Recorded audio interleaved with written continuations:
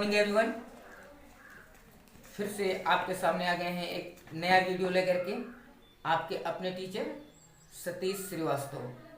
पिछले वीडियोस में मैंने जिक्र किया था, प्रेजेंट टेंस के बारे में पूरा जिक्र कर दिया था। आज हम बात करेंगे पास्ट टेंस के बारे में। तो बिना किसी देर को करते हुए कॉपी यानी कि नोटबुक और पेन ले लें और हमारे साथ पास्ट टेंस के बारे में पूरा विवरण पढ़ते चले। तो आते हैं पास्ट टेंस के ऊपर। किस पर आते हैं? पास्ट टेंस के ऊपर। पास्ट टेंस में आपको मालूम है कि सबसे पहला पार्ट क्या होता है? इंडेफिनिट। तो यहाँ पर हम क्या करेंगे? पास्ट टेंस का इंडेफिनिट। लेकिन आपको करना क्या है? सबसे पहले तो आपको पहचानना होगा। पहचान को अंग्रेजी में क्या कहते हैं? आइडेंटिफिकेशन। क्या कहते हैं? आइडेंटिफिकेशन। लेकिन आपको ज्यादा कोई MA के छात्र नहीं हो, सब कुछ मैं इंग्लिश में बताऊं। फिलहाल आपको पहचानना कैसे है? हिंदी वाक्यों के अंत में क्या आना चाहिए? वाक्यों के अंत में आ, ई, ए, आए, इटिस, बहुत सारे वर्ड्स होते हैं, आने चाहिए। अगर याद आए तो हमारा वाक्य क्या होता है? पास्ट इंडेफिनिट टेंस होता है।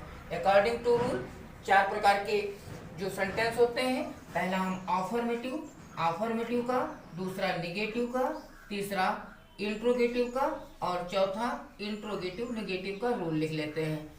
पहला अफर्मेटिव का क्या हो जाएगा? सब्जेक्ट के बाद में वर्ब की सेकेंड फॉर्म लगती है। कौन सी फॉर्म लगेगी अब? Second form. फिर इसके बाद में ऑब्जेक्ट होता है। ये आपको मालूम है, मैं लगातार बता रहा हूँ। फिलहाल दूसरा रूल जो निगेटिव का क्या हो जाएगा? सब्जेक्ट के बाद में इसमें डिड नॉट लग जाता है। क्या लग जाता है? डिड नॉट प्लस वर्ब की फर्स्ट फॉर्म। अब जब डिड नॉट वाला आएगा तो वर्ब की फर्स्ट फॉर्म आएगा, फिर ऑब्जेक्ट। इसी तरह से क्वेश्चन वर्ड वाले जो होंगे इंट्रोगेटिव में डिड पहले आ जाता है। क्या आ जाएगा? डिड प्लस क्या आ जाएगा? सब्जेक्ट, फिर वर्ब की फर्स्ट फॉर्म, फिर ऑब्जेक्ट आपका आ जाएगा। ठीक है, समझ में आ रहा है सबको? फिर क्या आ जाएगा? क्वेश्चन वर्ड वाला अगर है तो डिड हम पहले लगाते हैं, डिड के बाद सब्जेक्ट लगाते हैं, सब्जेक्ट के बाद में नॉट लगाते हैं, नॉट के बाद में वर्ब की फर्स्ट फॉर्म लगाते हैं, इसके बाद हम ऑब्जेक्ट लगाते हैं। क्या लगाते हैं? ऑब्जेक्ट लगाते हैं। अगर प्रश्नवाचक नकारात्मक दोनों है तो डिड लगाएंगे, डिड के बाद में सब्जेक्ट लगाएंगे, सब्जेक्ट के बाद में थोड़ा सा ध्यान दे लेंगे, यहाँ पर रिमूव कर रहे हैं कि प्रश्नवाचक नकारात्मक का तो यहाँ हो गया है। लेकिन अगर क्वेश्चन वर्ड बीच में आता है, तो उसको हम QW पहले लगाएंगे, फिर डिड लगाएंगे, फिर सब्जेक्ट लगाएंगे, सब्जेक्ट के बाद में हम क्या लगाएंगे?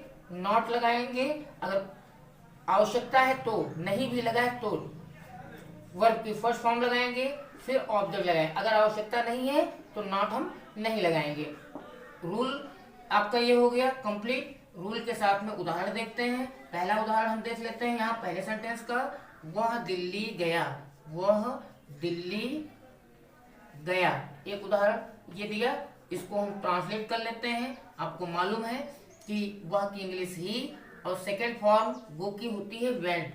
ही वेंट टू दिल्ली।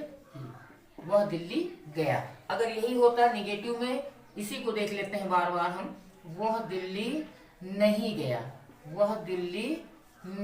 अगर यही होता नहीं गया तो आप कैसे बनाते? He did not. अब फर्स्ट फॉर्म लगती, जाने की फर्स्ट फॉर्म क्या होती है बच्चों? Go to Delhi. ठीक है, अगर यही होता क्या वह दिल्ली गया,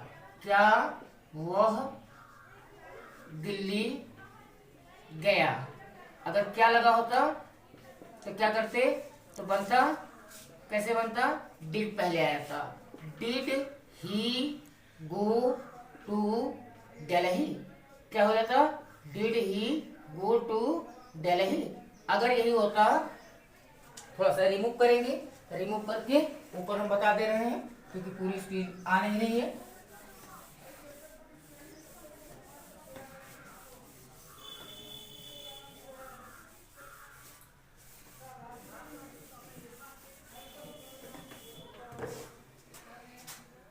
एग्जाम्पल अगला ले लेते हैं, क्या वह दिल्ली नहीं गया।